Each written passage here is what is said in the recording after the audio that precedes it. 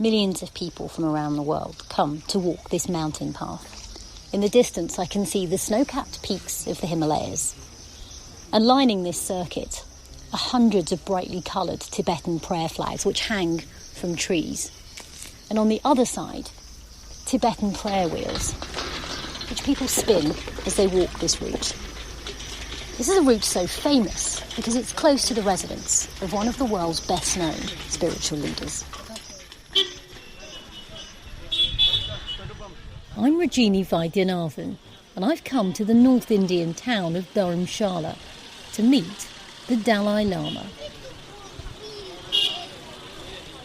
A religious figurehead who's rubbed shoulders with world leaders and royalty, his story also represents a struggle. For 6 decades, he's lived here in exile. From remote, mysterious Tibet, reports as shrouded in mystery as the country itself. News of an uprising against Chinese communism. In 1959, Chinese troops clashed with thousands of Tibetans during an uprising. China lays claim to Tibet, a mountainous region which separates it from India. But many Tibetans want independence. Fearing for his safety, the 23-year-old monk fled. The young Dalai Lama, revered by his people as a living Buddha, was reported under arrest by the Reds, but according to other sources is safely in hiding. After a 2-week journey on horseback, the Dalai Lama arrived in India, a country which gave him sanctuary. The 23-year-old God King of Tibet makes his first public appearance since his escape from the Chinese communists. The Dalai Lama is greeted by enthusiastic crowds. Now the Dalai Lama is clearly among friends. Most of the people of this area are Buddhists who hold him in the highest veneration. As he walks... Today, he still lives in the mountains of North India, and thousands still travel from across the globe to receive his blessings. Thank you very much for joining us here on BBC News. In good health after spending some time in hospital earlier this year, I interviewed him at his residence just weeks before his 84th birthday.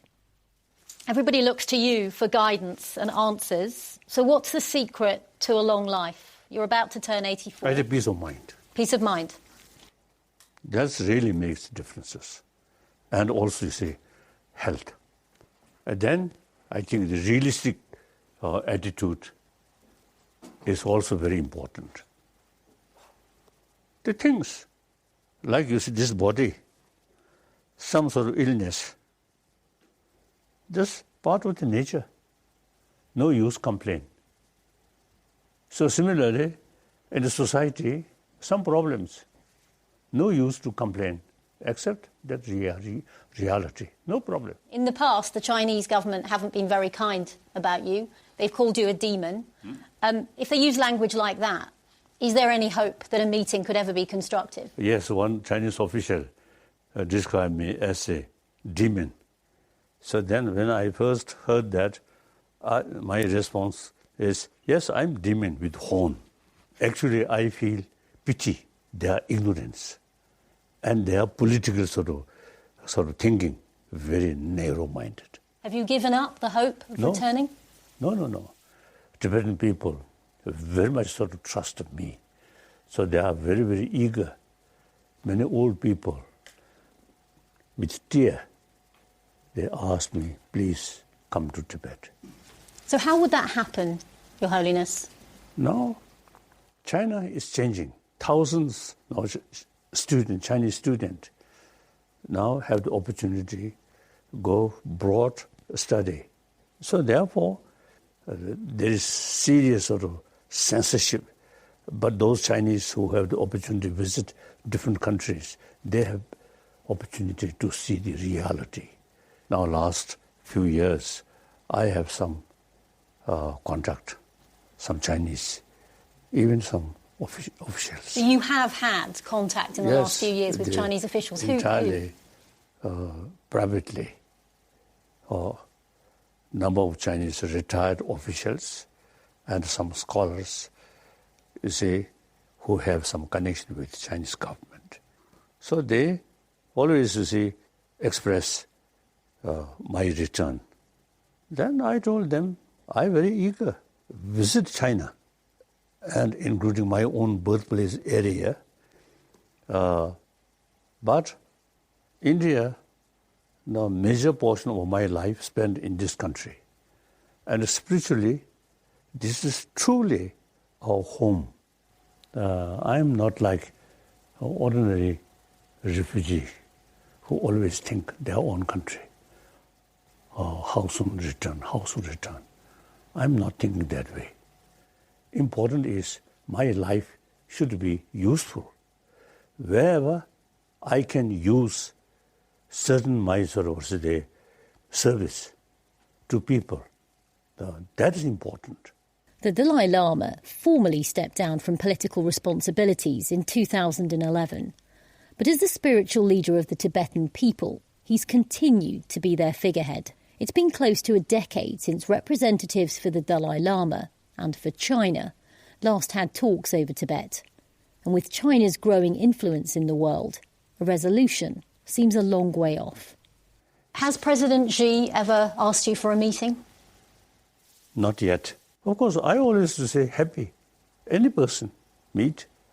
And Xi Jinping, meet. I'm happy.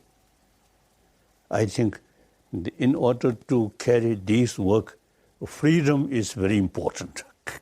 And of course, the freedom of the Tibetan people who look to you for a solution. What would you say to them about where this cause goes next? I think sensible Tibetan feel Dalai Lama should have more freedom and can make certain contribution. Tibetan prefer that rather than high official status and not much sort of freedom. Not much use. There have been occasions where world leaders have met you and then China's got angry. For example, when David Cameron met you, and it led to bad relations between the UK and China. Do you think China's growing influence is having an impact on your own influence and the cause of Tibet? I don't care. No.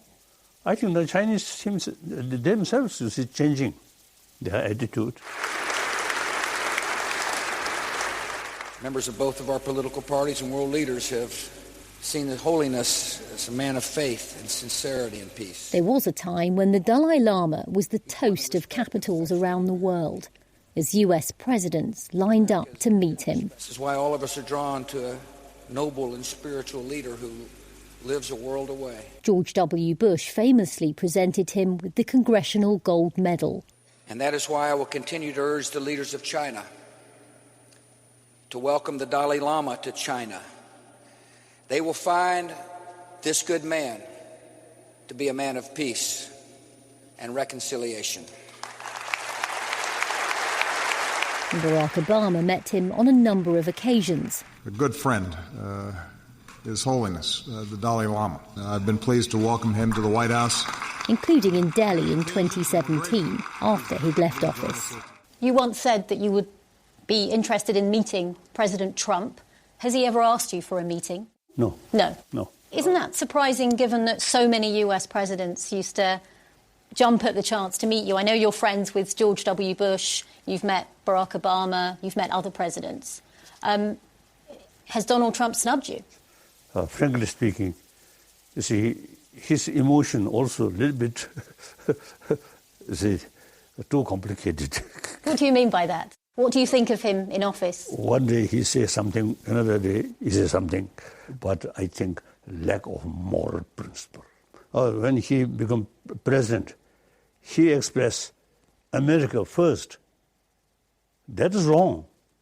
America, you see, should take the global responsibility. And then the climate condition, environment issue, very important. He withdrew from Paris Accord. I think that's wrong. America, industrialized nation, should think seriously about protection of environment. And then I think now the Mexican, when I saw picture some of these young children, very sad. So America, as a leading nation of free country, I think should carry some compassion.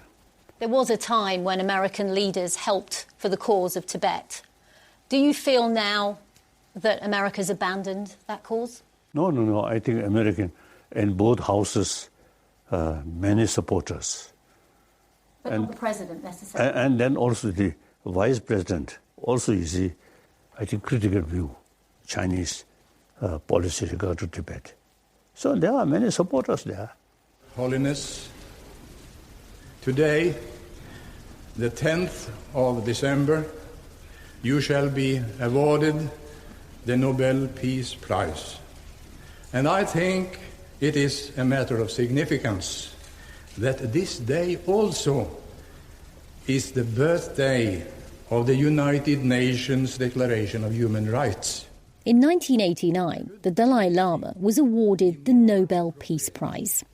Then to celebrate this day to a man now recognized all over the world as one of the most prominent spokesmen for the human rights as the very foundation for a true, just and lasting peace.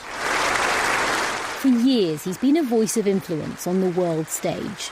For many people, his words and his worldview carry great weight. I now call upon Your Holiness, the 14th Dalai Lama. Will you please enter the podium and receive the Nobel Peace Prize for 1989.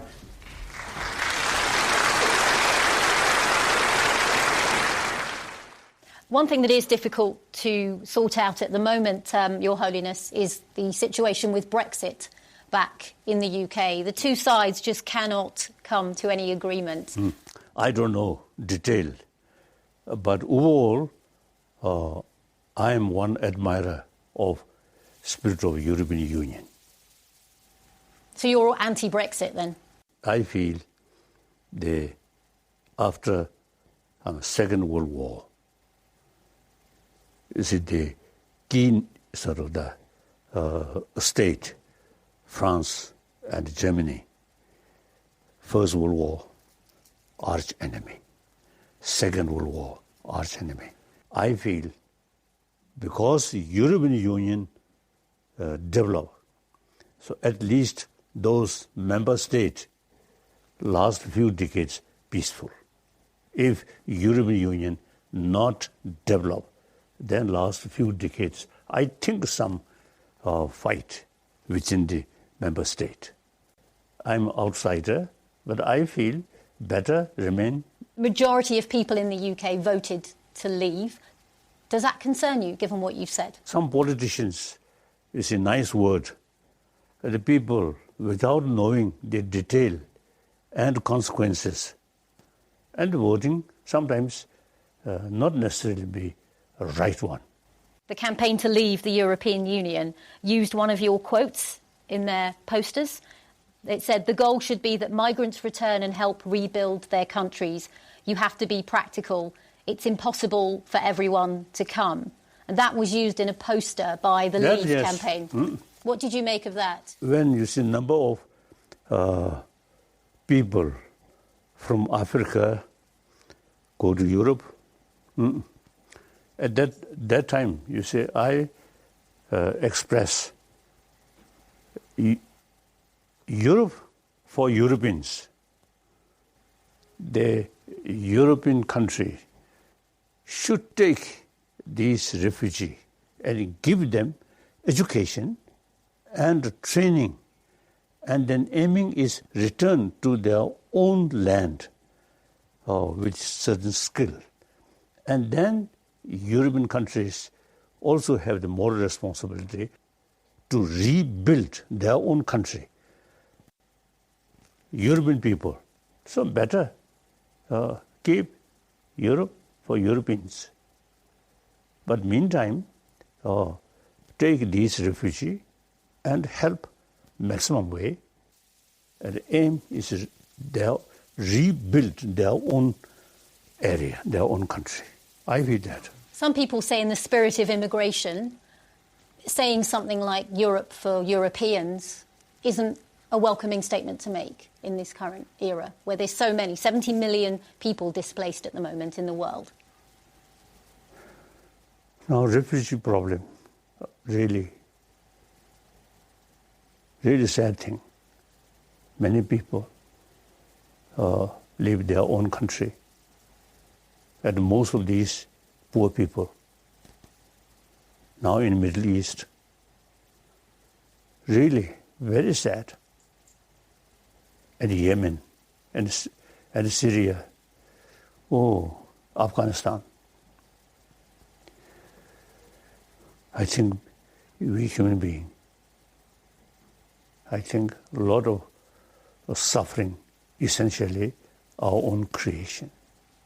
And if these people from Afghanistan or the Middle East want to stay in Europe, shouldn't they be allowed to? Limited number, okay. But the whole Europe eventually become Muslim country, impossible. Or African country, also impossible.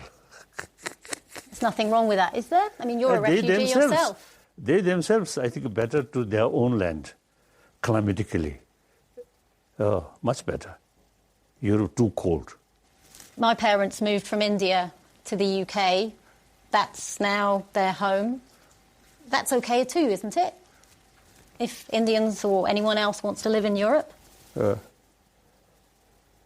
think England, the small island, 90% become Indian.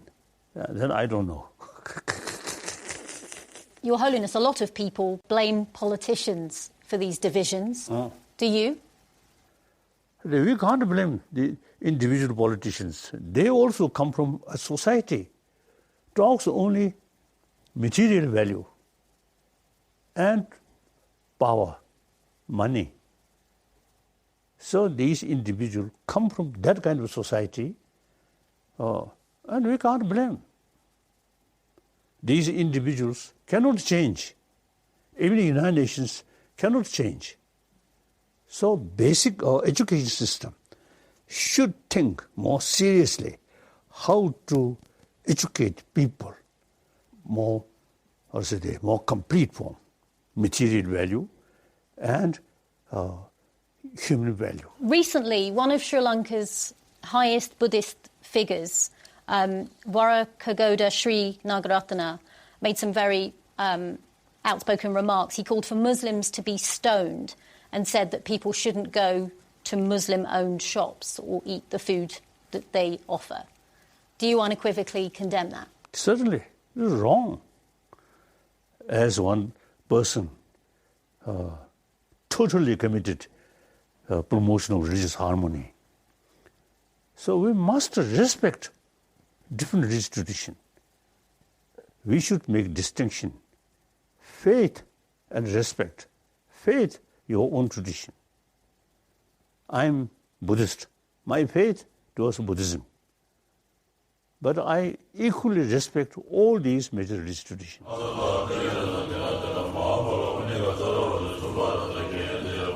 At his monastery in Dharamshala, the Dalai Lama continues to inspire a generation of young monks. In the shadow of a large gold Buddha, a group of young men wearing red robes are chanting Buddhist scriptures.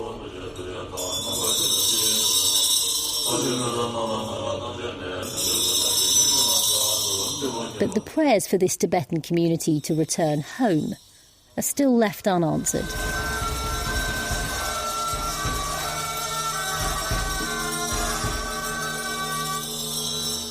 A lot of people around the world look to you for spiritual guidance and leadership. They also want to know what happens with your succession. That's not my business, not my concern. I think as early as 1969, one of my formal statement, official statement, I mentioned I'm not much concerned about Dalai Lama Institution.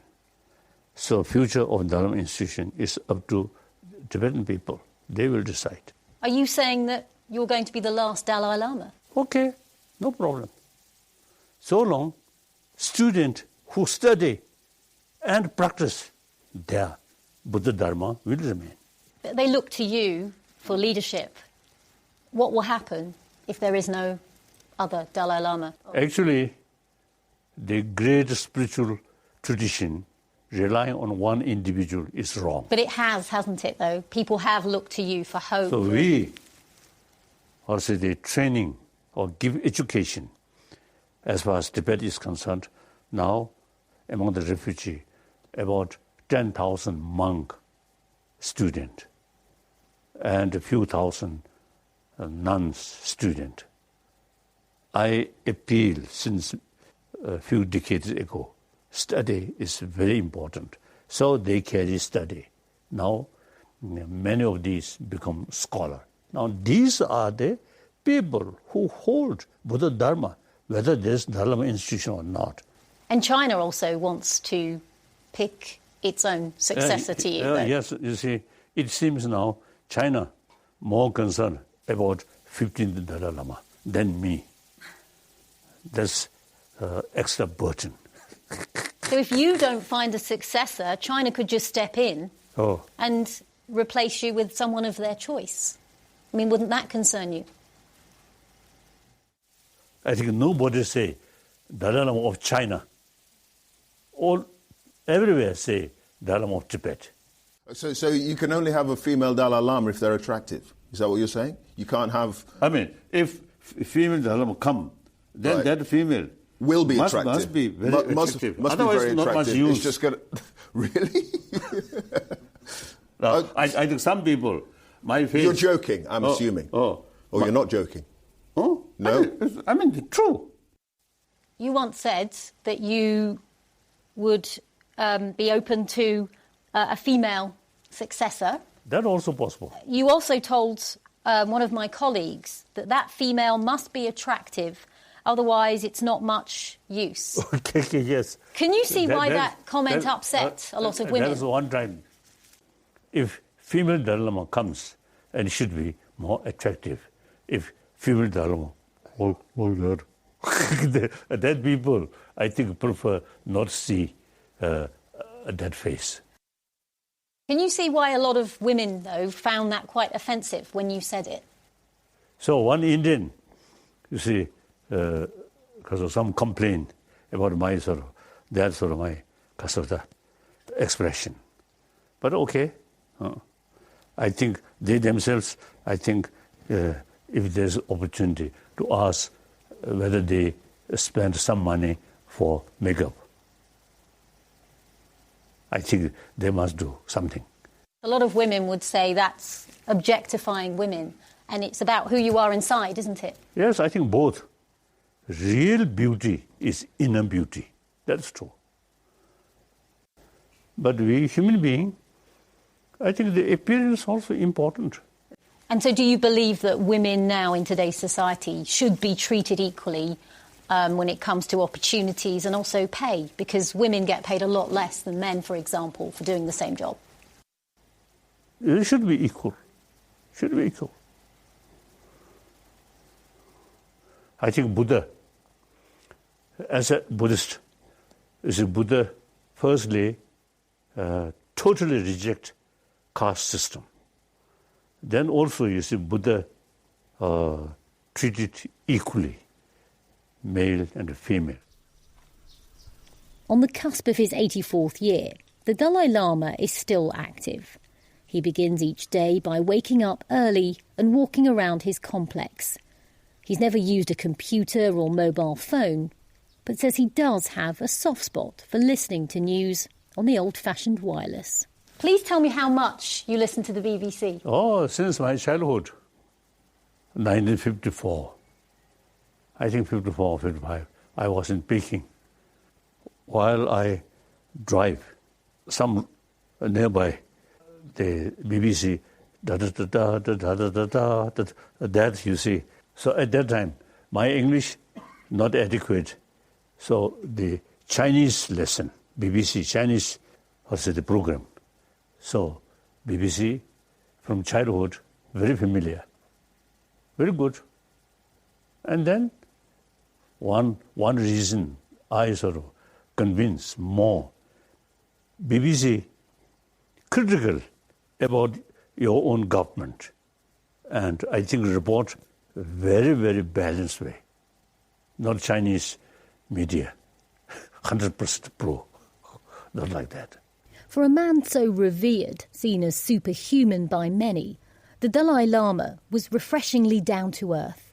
As he sat opposite me, wearing his trademark red robes, he emanated the air of an approachable Clark Kent, rather than an unearthly Superman.